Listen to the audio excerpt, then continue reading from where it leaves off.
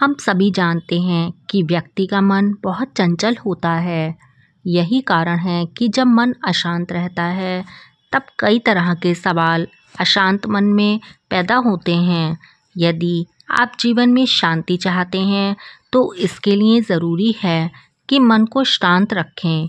लेकिन मन को शांत कैसे किया जाता है? गौतम बुद्ध से जुड़ी इस कहानी के माध्यम से आप जान सकते हैं कि मन को शांत करने का क्या तरीका है।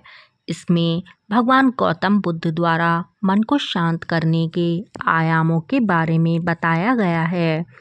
इस कहानी को सुनकर आपका जीवन ही बदल जाएगा। एक बार एक लड़का गौतम बुद्ध के पास जाकर कहता है, मेरे जीवन में बहुत अशांति है, कृपया करके आप मेरा मार्गदर्शन कीजिए। गौतम बुद्ध उस लड़के से उसके जीवन में अशांति का कारण पूछते हैं। लड़का उत्तर देता है, अत्यधिक विचारों के कारण मेरे भीतर बहुत सारे विचार आ जाते हैं जिससे मेरा मन अशांत रहता है। बुद्ध मुस्कुराते हुए कहते हैं, ऊपर आकाश की ओर देखो, बताओ तुम्हें सूर्य दिख रहा है? लड़का ऊपर देखता है और कहता है, धूप दिख रही है। बुद्ध उससे पूछते हैं, अगर तुम्हें लगातार धूप में खड़ा रखेंगे तब क्या होगा?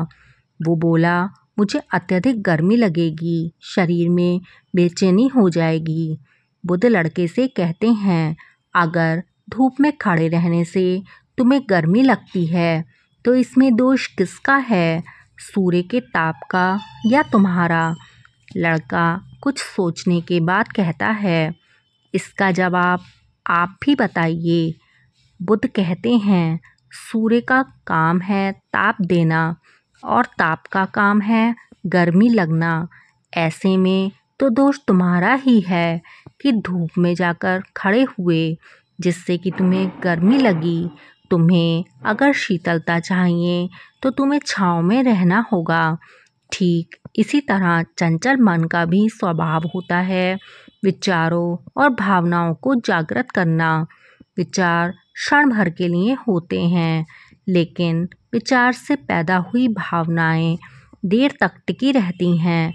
लेकिन यह तुम्हें निर्णय लेना है कि तुम्हें विचार और भावनाओं के साथ चलना है या अलग दिशा बनानी है।